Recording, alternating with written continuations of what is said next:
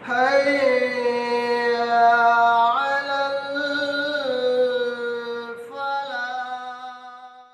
الحمد لله رب العالمين والصلاة والسلام على رسوله الكريم وبعد.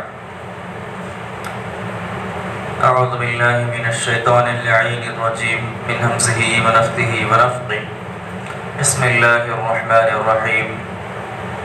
الحمد لله رب العالمين الرحمن الرحيم مالك يوم الدين.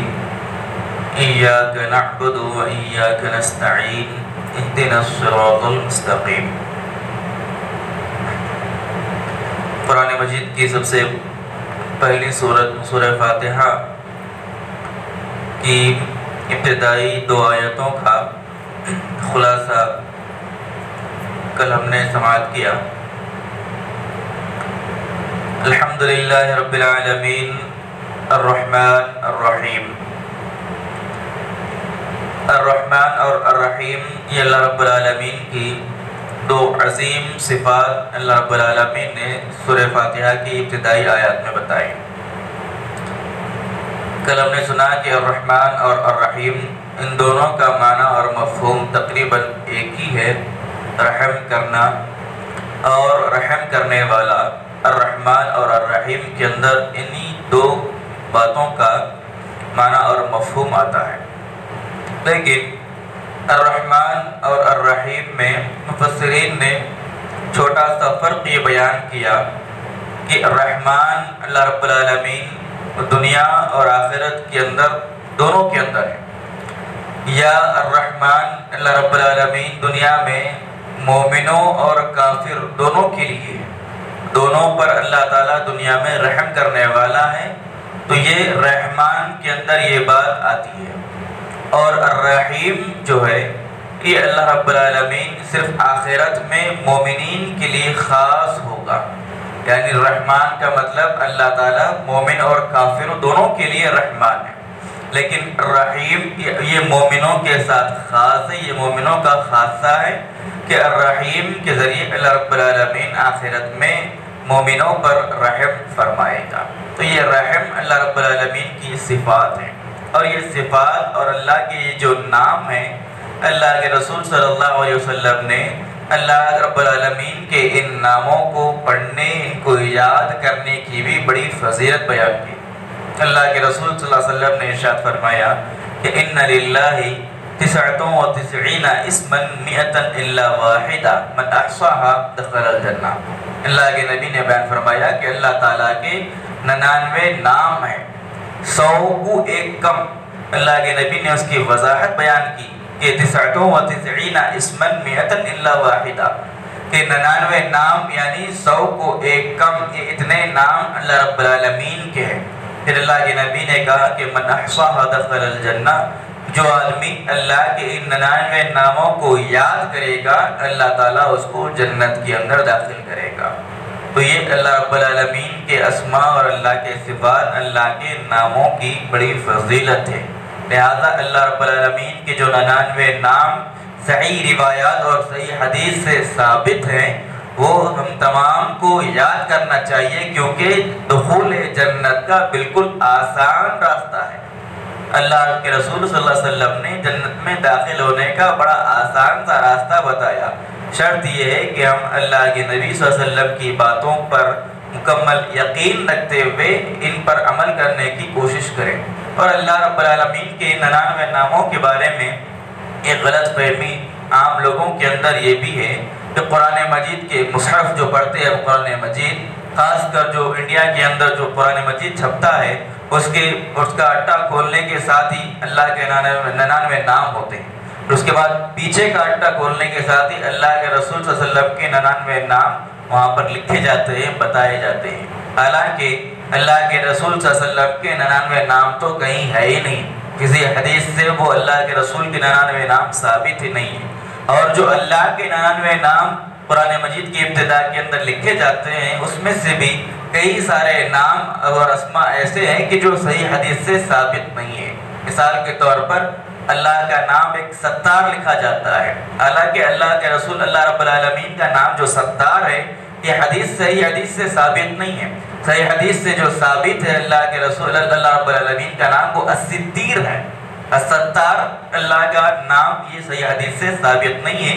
الستیر یہ اللہ رب العالمین کا نام صحیح حدیث سے ثابت ہے. اس طریقے سے اور کئی چیزیں اور کئی نام ان قرآن کی ابتدائی پیجوں کے اندر ہم دیکھتے ہیں اور سنتے ہیں.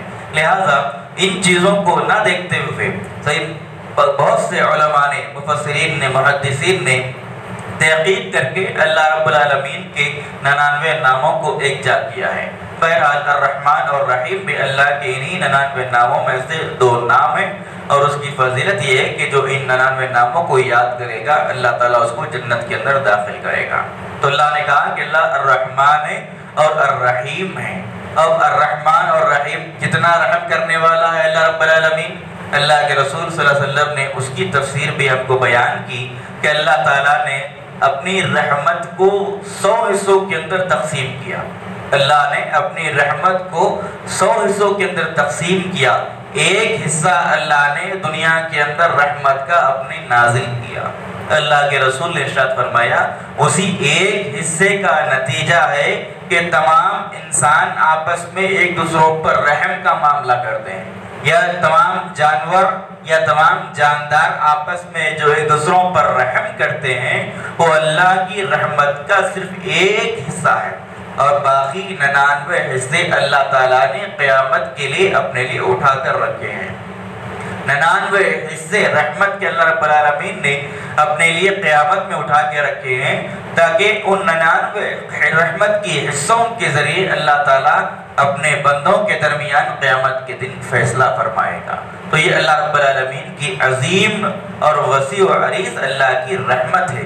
تو اللہ نے کہا کہ اللہ الرحمن اور الرحیم ہے. پھر اللہ نے بیان کیا کہ مالک یوم الدین، اللہ رب العالمین بدلے کے دن کا، جزا کے دن کا یا قیامت کے دن کا مالک ہے.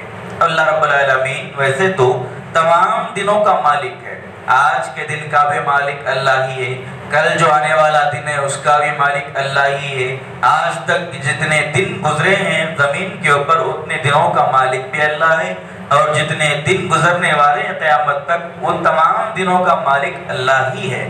لیکن خاص طور پر اللہ رب العالمین نے قیامت کی اہمیت کو، قیامت کی عظمت کو، قیامت کی ہولناکی کو اور قیامت کی بڑی اس کی چیزوں کو بیان کرنے کے لیے اللہ نے اس کی نسبت اپنی جانب کی اور کہا کہ اللہ تعالیٰ قیامت کے دن کا مالک ہے. قیامت کے دن کا اللہ رب العالمین مالک ہے، اور قیامت کو اللہ نے یوم الدین کے نام سے یاد کیا، یعنی بدلے کا دن. قیامت کا دن کیسا ہے؟ بدلے کا دن ہے. قیامت میں صرف انسانوں کو بدلہ اور جزا دیا جائے گا، وہاں پر عمل کی کوئی گنجائش انسانوں کے لیے اور یا کسی مخلوق کے لیے نہیں رہے گی، وہاں صرف بدلہ ہوگا. قرآن مجید کی دوسری آیتوں میں اللہ نے یوم الدین کی تاریخ بیان کی کہ وما ادراک ما یوم الدین ثم ما ادراک ما یوم الدین یوم لا تملک نفس لنفس شیئا والامر یومئذ للہ. اللہ نے کہا کہ یوم الدین کیا ہے آپ کو کیا معلوم؟ یوم الدین کیا ہے آپ کو کیا خبر اس کی؟ اللہ نے کہا کہ یوم لا تملک نفس لنفس شیئا. یوم الدین ایک ایسا دن ہے کہ جس میں کوئی آدمی کسی آدمی کے لیے کچھ بھی اختیار نہیں رکھے گا. کسی آدمی کو کسی دوسرے شخص کے لیے کچھ بھی اختیار نہیں ہوگا. اللہ نے کہا کہ والامر یومئذ للہ. اس دن حکم، اس دن بادشاہت، اس دن احکام یہ صرف اللہ رب العالمین کے لیے ہی ہوں گے. یعنی دنیا کے اندر اللہ رب العالمین ہم کو، آپ کو، انسانوں کو اختیارات دیتا ہے. ہم کو کئی اختیارات دنیا کے اندر ملے ہوئے ہیں. کسی کی ہم مدد کر سکتے ہیں، کسی کے ساتھ ہم اچھائی کر سکتے ہیں، کسی کے ساتھ برائی کر سکتے ہیں.